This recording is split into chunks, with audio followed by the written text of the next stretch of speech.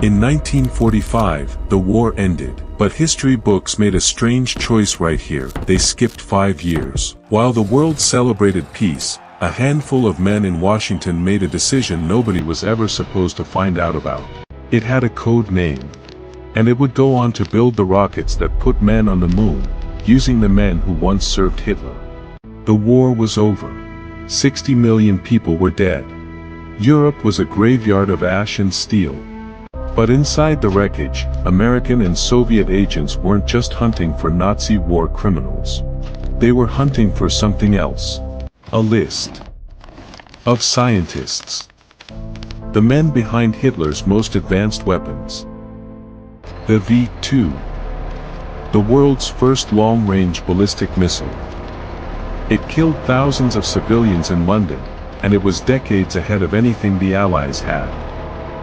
So Washington asked a simple, terrifying question.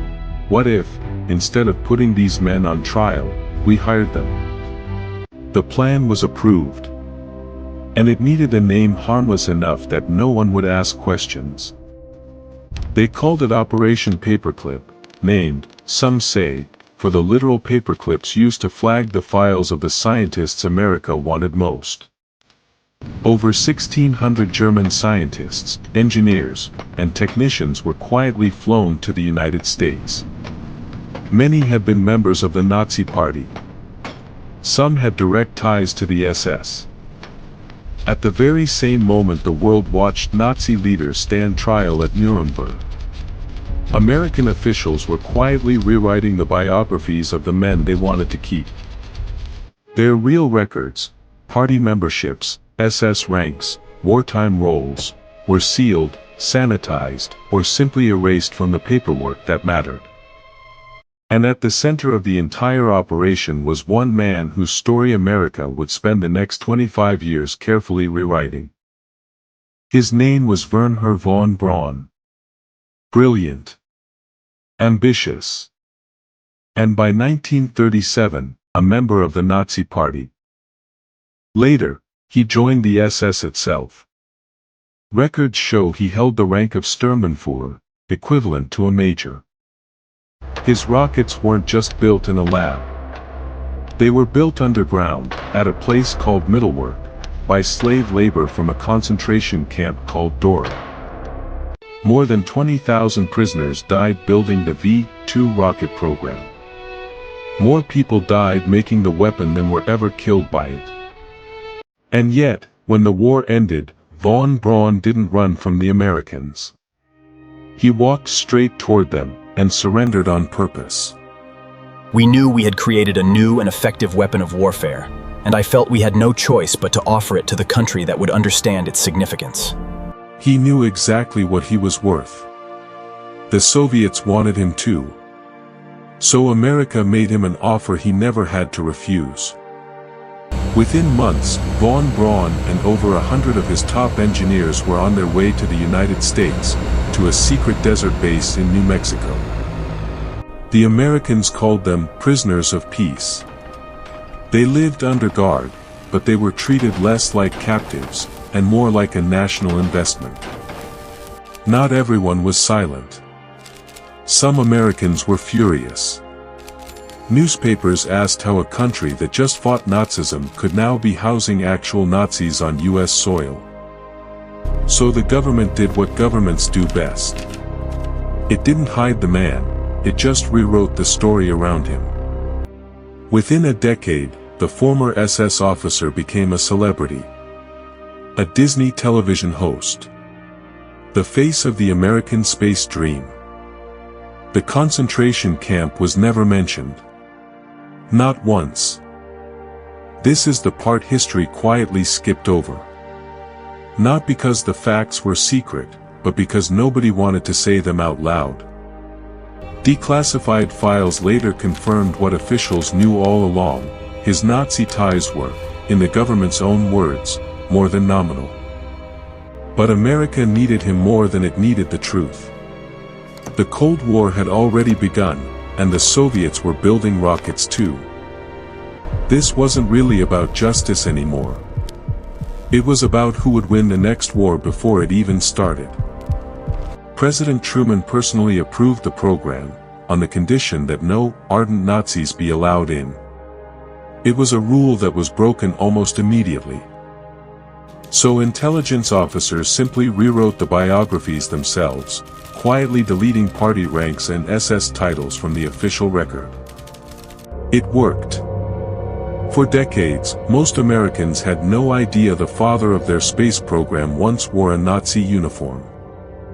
24 years after leaving Germany, his rocket, the Saturn V, carried the first humans to the moon.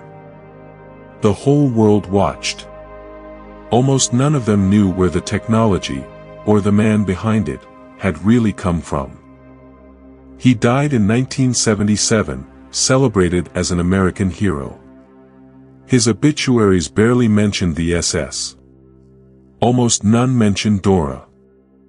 It took museums until the 21st century to even add a footnote about where his rockets were really built. But here's the part that really gets skipped. America wasn't the only country doing this, and it wasn't even the only country doing it in secret.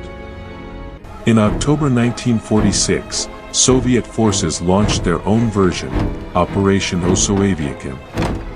In a single night, they rounded up over 2,000 German specialists and their families and shipped them to the USSR. Unlike von Braun, most of them didn't get parades. They got guarded compounds, and the freedom to leave was not part of the deal. Britain ran its own version too, quietly absorbing German jet and rocket engineers into its own aviation programs, with far less public scrutiny than America's. France took its share too. In the end, the very people who built Hitler's most advanced weapons were divided up like spoils of war, by the same nations that had just sworn to hold them accountable. None of them made this public at the time. Each government told its own citizens a very different, much cleaner story. This is the part that actually matters. Every rocket that followed, American, Soviet, and eventually private, carries a direct engineering bloodline back to Piedmont. The space race wasn't really a race between two new ideas. It was a race between two teams of the same German rocket program, just working for different governments now. Without Operation Paperclip, there's a real argument that the moon landing doesn't happen in 1969. Maybe not for another decade. Maybe never with an American flag on it. And Paperclip wasn't only about rockets. Some of the same officials who ran it went on to recruit specialists in an even darker field. Doctors who had worked on human experimentation for the Nazi regime were quietly brought in to help build America's early Cold War interrogation and mind control research programs. It's one of the darkest, least discussed threads in this entire story, and it's a story for another day. But it started here, in this same 5-year gap. So why does any of this actually matter today? Because it's not really a story about the past. It's a story about how power decides which truths are convenient. Every government in this story made the exact same calculation. Truth was negotiable. Winning the next war was not. It took until the 1980s for the US government to even formally acknowledge Operation Paperclip existed. Full files weren't released until decades after that. Meanwhile, the victims of the program that made it all possible waited even longer, for their story to be told at all. This is what actually happened in those 5 years history quietly skipped. Not one secret, a whole chain of them, across 4 countries, hidden in plain sight. Every time you look up and see a rocket leave the ground, you're looking at the legacy of a decision made in secret, by men who decided the ends justified the means. If history can quietly erase something this big, what else got left out of the page? Subscribe to Legacy Stories, because the parts they skip are usually the parts that matter most.